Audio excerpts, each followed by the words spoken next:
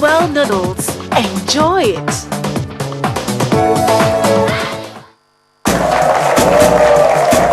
Welcome back to Phone Wars, folks. To my right, I have the Samsung Galaxy S4 Zoom. And the phone that phone. Okay, S4 Zoom. All right, with the S4 Zoom, we have the talking zoom, which means that you can actually take a picture while making a phone call. You can launch the camera at the touch of a button, and you can take clear and sharp images of moving objects. Can you do something similar, sir? My phone is actually good through clearing right now.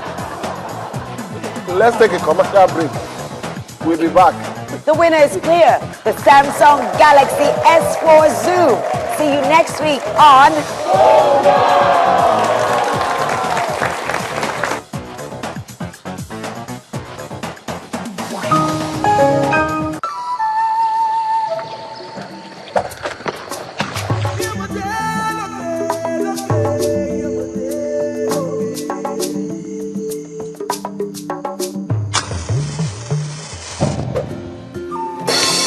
Progress, we all want it. But to succeed, we need energy. Which is why Shell companies in Nigeria and our partners are supplying domestic gas and generating electricity to power Nigerian homes and industries. Let's fuel progress together. Shell, let's go.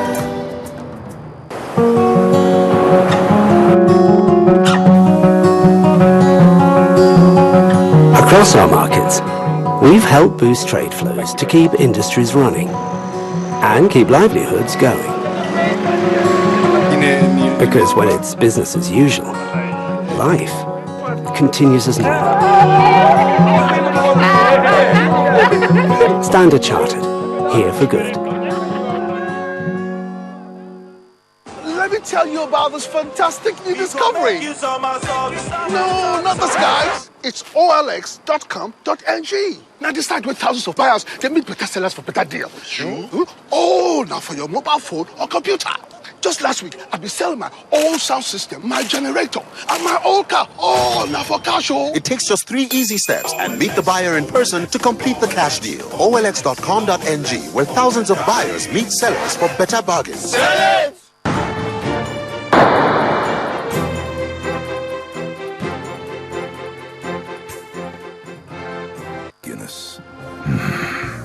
Made of more.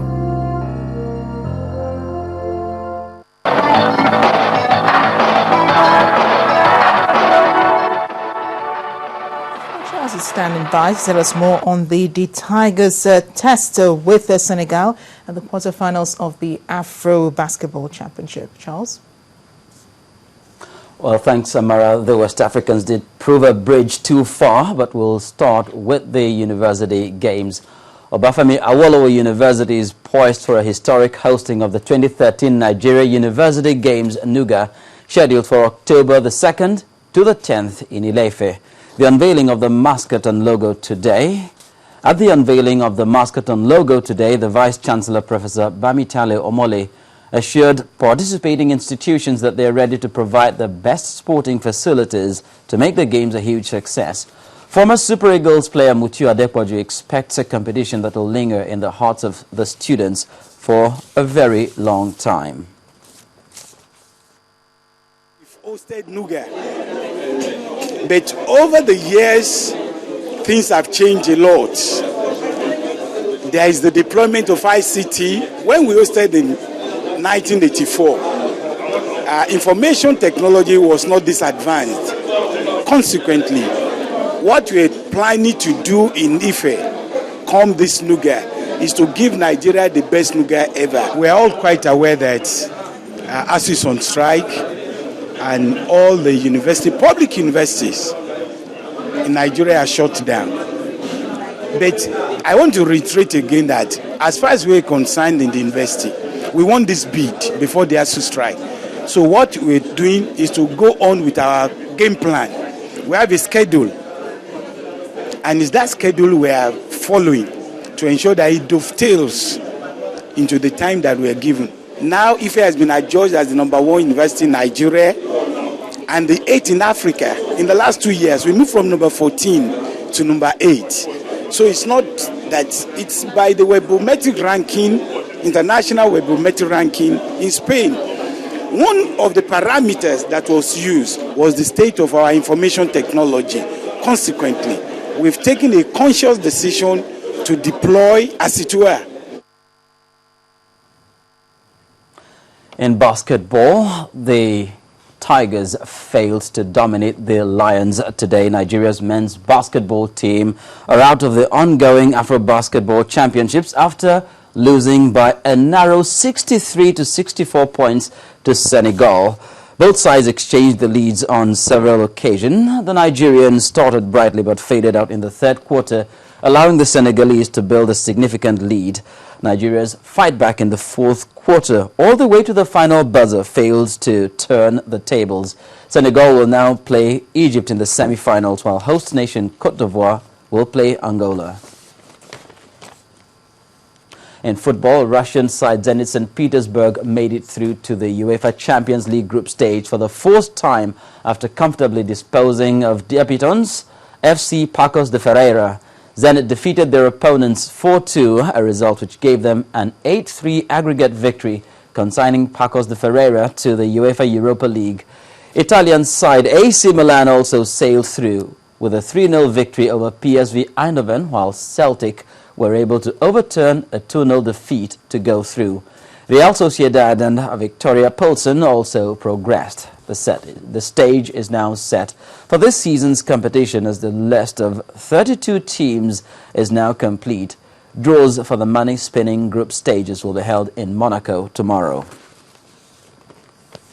Meanwhile, the president of Udinese Football Club in Italy, Gianpaolo Pozzo, has lauded the wife of the governor of Ogun State, Mrs. Olufunso Amosun, for sponsoring 22 young, talented footballers who are currently on a 12-day internship at the Bruseschi Sports Club in Italy. Mr. Pozzo is optimistic that the experience would help them develop their technical skills. He noted that the club was enjoying the performances of Nigerian star Christian Obodo and expressed the hope that the boys will go as far as he went. Mrs. Amosun, who accompanied the boys to Italy, described the internship as a fantastic experience for the participants who were selected during the Under-15 Grassroots Football Talent Hunt competition organized by her Uplift Foundation.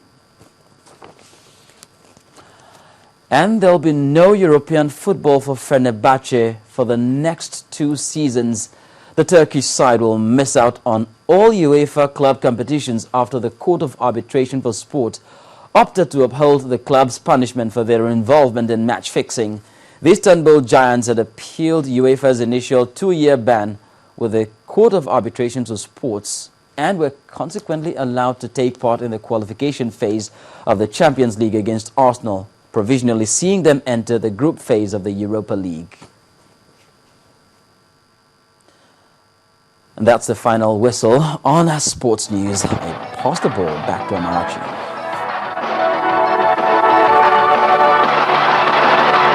Guinness. Made of more.